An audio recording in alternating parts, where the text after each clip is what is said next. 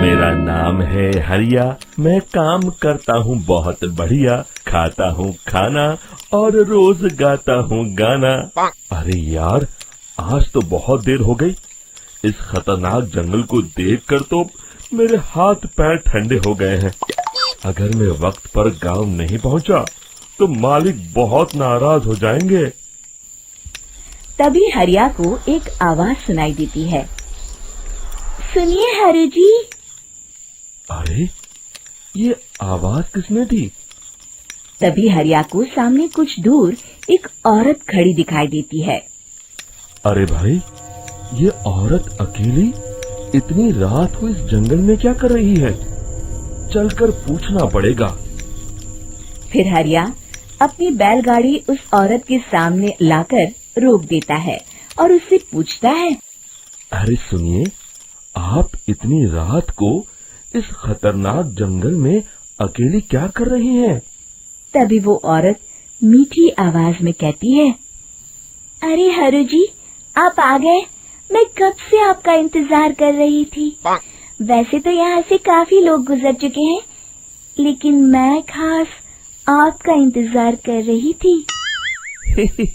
अच्छा, तुम सच कह रही हो? मुझे तो यकीन नहीं हो रहा है।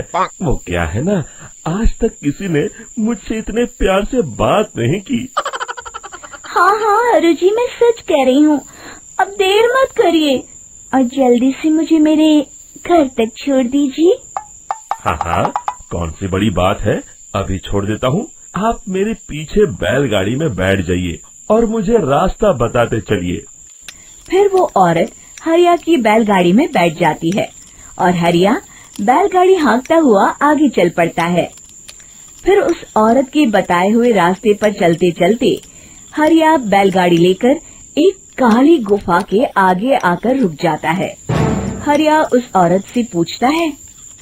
हाँ देवी जी, आपका घर कहाँ है? यहाँ तो एक गुफा के अलावा और कुछ नहीं है। तभी अचानक वो औरत हवा में उड़ने लगती है। देखते ही देखते उसका सुंदर रूप एक डरावनी चुड़ैल में बदल जाता है और वो जोर जोर से हंसती है। अरे तू तो एक नंबर का बेवकूफ निकला। तू तो बड़ी आसानी से मेरी बातों में आ गया। अरे मर गया रे, ये तो एक चुड़ैल है। हे भगवान बचा ले, ये तो बड़ी डरावनी दिखाई दे रही है। और फिर अगले ही पल हरिया की बैलगाड़ी में रखा सारा सामान हवा में उड़ता हुआ उस काली गुफा के अंदर चला जाता है और वो चुड़ैल भी उस गुफा के अंदर जाकर कहीं गायब हो जाती है। हरिया ये नजारा देख बुरी तरह घबरा और परेशान हो जाता है। अरे, ये चुड़ैल तो मेरा सारा सामान लेकर गुफा में गायब हो गई। अब क्या होगा? अगर मैं गांव खाली हाथ गया तो मालिक मेरी अच्छी खबर लेंगे। मेरी इस बात का कोई यकीन भी नहीं करेगा। फिर आखिर वही हुआ।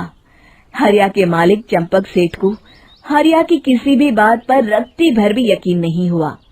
चंपक सेठ को लगा हरिया झूठ बोल रहा है और उसने ही लालच में आकर सारा सामान हड़प कर लिया है। फिर हरिया को बेईमान समझकर चंपक सेठ उसे काम से निकाल देता है। अगले दिन अपनी दुकान में परेशान बैठा चंपक सेठ गुस्से में बड़बड़ाता है। अरे, दुकान में तो सामान बिल्कुल भी नहीं है। अब मुझे ही शहर जाकर सामान लाना होगा। फिर वो अपनी बैलगाड़ी लेकर शहर चला जाता है। शहर से सामान लेकर जब चंपक सेठ वापस गांव लौट रहा होता है, तभी उसे एक आवाज सुनाई देती है। चंपक जी, ओ चंपक जी। अरे, ये तो कोई मेरा नाम लेकर मुझे पुकार रहा है। फिर उस रास्ते में वही औरत खड़ी दिखाई देती है। फिर क्या था, हरिया की तरह चंपक सेठ भी उस औरत के पास अपनी बैलगाड़ी लेकर जाता है और वो भी उसकी चिकनी चुपड़ी बातों के मुंह जाल में फंस जाता है। फिर चुड़ैल उसे भी अपनी गुफा तक ले जाती है और उसका सारा सामान लेकर गुफा में गायब हो जाती है। बेचारा चंपक सेठ लाचार होकर खाली हाथ गांव लौट आता है। फिर ये उस जंगल में रोज की बात हो जाती है। जो कोई भी शहर से कुछ लेकर गांव की तरफ लौटता, वो चुड़ैल उसे बेवकूफ बनाकर उसका सारा सामान लेकर गुफा में गायब हो जाती। एक दिन हरिया एक लकड़हारे को उसी जंगल की तरफ जाते हुए देखता है। फिर हरिया उसे रोकते हुए कहता है, अरे भाई, क्यों अपनी मौत को दावत दे रहे हो? मेरी बात मानो, आगे जंगल में मत जाओ, वहाँ एक बड़ी भयानक चुड़ैल रहती है। लकड़हारा हरिया की बातों को नजरअंदाज करते हुए कहता है, अरे भाई, मुझे पहले ही बहुत देर हो चुकी है, मुझे जाने दो भाई। शाम तक लकड़ियाँ काट कर शहर के बाजार में बेचना है। तुम अपनी ये कहानी किसी फुर्सत में बैठे इंसान को सुनाओ, मैं तो चला। इतना कहकर लकड़हारा वहाँ से आगे जंगल की तरफ चला जाता है। फिर अगले दिन गांव के मुखिया के घर के बाहर बहुत सारे लोग जमा हो जाते हैं। तभी हाथ में कुल्हाड़ी लिए खड़ा लकड़हारा कहता है, अरे मुखिया जी, अब आप ही हमें बचाइए उस जंगल वाली चुड़ैल से। हमारा सारा काम तो शहर से ही होता है। अरे मुखिया जी, उस चुड़ैल की वजह से तो मैं पूरी तरह बर्बाद हो गया हूँ। हम सबको मिलकर उस चुड़ैल का कोई इलाज करना पड़ेगा। तभी भीड़ में खड़ा वीरा कहता है, आप लोग चिंता मत करिए, कल से वो चुड़ैल किसी को नहीं लूट पाएगी।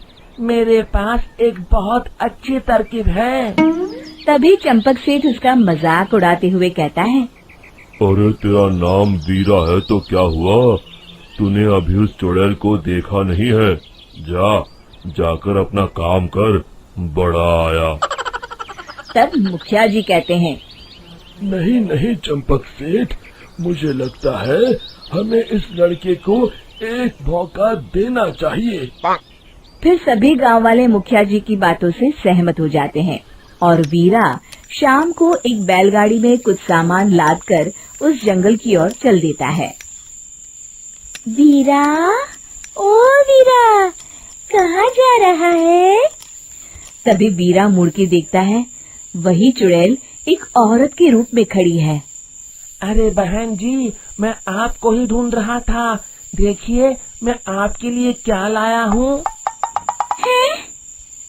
अरे वाह, तो खुद मेरे लिए इतना सामान लाया है। तू ही अकेला गांव में समझदार है। जरा देखो, मैं भी खोल के, बड़े भूख लगी है। जैसे ही चुड़ैल उस सामान पर से कपड़ा हटाती है, एक भगवान शिव की तेज रोशनी उसके अंदर मूर्ति से निकलती है और चुड़ैल अपने असली रूप में आकर जलने लगती है। अरे मैं जल रही हूँ, बचाओ! बचाओ! ओम नमः शिवाय, मर गई मैं! देखते ही देखते वो चुड़ैल राख के साथ उड़ जाती है और सभी गांव वाले भी वहां आ जाते हैं।